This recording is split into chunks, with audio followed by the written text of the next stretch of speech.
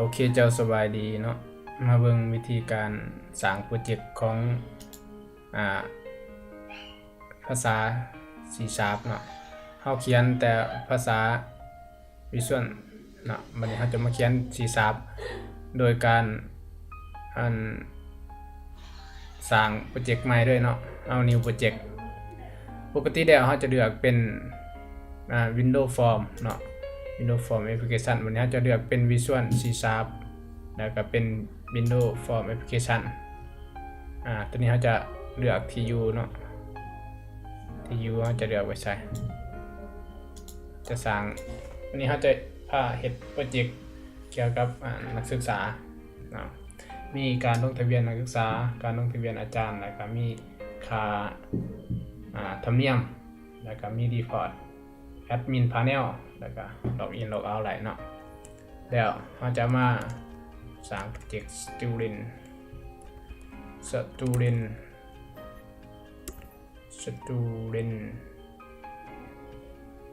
workshop เนาะsystem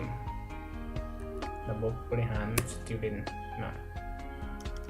SME system เอาเป็น ST นะ teacher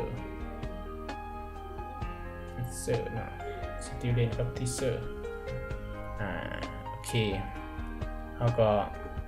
โอเคไปด้วยเราจะเซฟไว้อยู่ตำแหน่งของ Visual Project แล้วก็บันทึกเดิมไปตอนนี้รอถ่ายมันโหลดก่อนนะมันจะโหลดโปรเจกต์ขึ้นมาโอเคเราจะได้โปรเจกต์ประมาณนี้คล้ายๆกันกับของVisual Studio เนาะวันนี้เราจะมาติดตั้งแพ็กเกจเราจะมาติดตั้งแพ็กเกจเนาะคือเราจะใส่เฟรมเวิร์กซอยคือของ Material Framework เนาะMaterial Skin ให้เราคลิกขวาใส่โปรเจกต์ซื้อโปรเจกต์ Student ST นี่เลือก Manage GU Get Package เนาะเลือกตัวนี้เดี๋ยวให้เราเลือกนี้มันจะเลือกผ่านอินเทอร์เน็ตหรือว่าผ่านออนไลน์ถ้าของผู้ใดบ่ให้เลือกออนไลน์นี่แม่นให้เข้ามา setting setting Messenger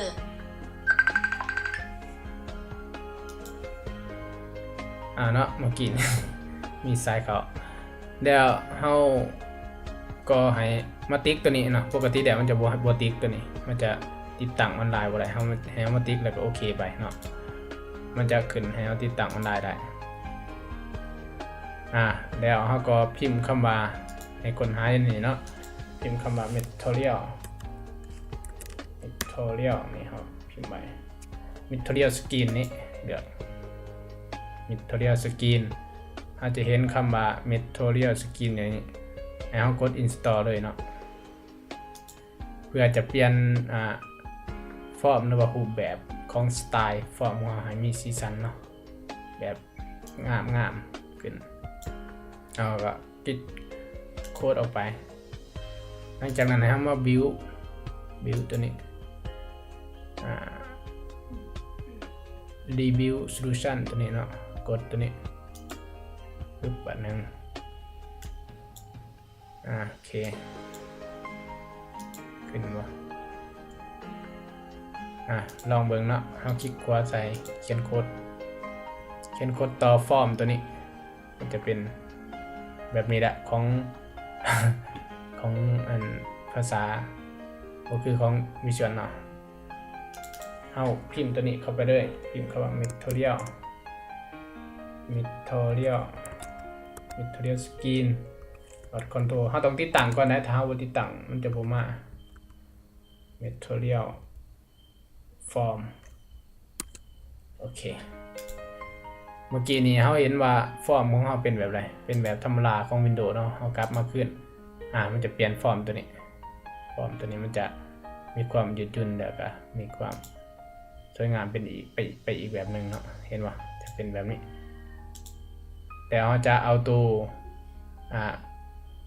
maximum ออกตัวใหญ่ๆนี่เนาะเวลาเปิดให้มันใหญ่ขึ้นมาคลิกขวาใส่ไป property แล้วก็เดือนหาคำว่า maximum ใส่ได้เนาะตัวนี้ maximum เปลี่ยนเป็น font โอเคมันจะออกไปให้เดี๋ยวจะ2 อันเนาะแล้วหลังจากนั้นเราก็มาตั้งฟอนต์เนาะตั้งฟอนต์เป็นเพจสตาร์ตั้งไว้โดดเนาะฟอนต์เป็นเพจสตาร์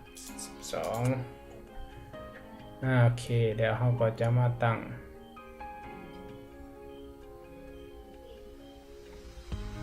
ฟอนต์แล้วก็ตั้งขนาดเนาะขนาดเราจะเอาไซส์ตัวนี้เรากดไม้บวกมันจะมีอยู่นี่นะ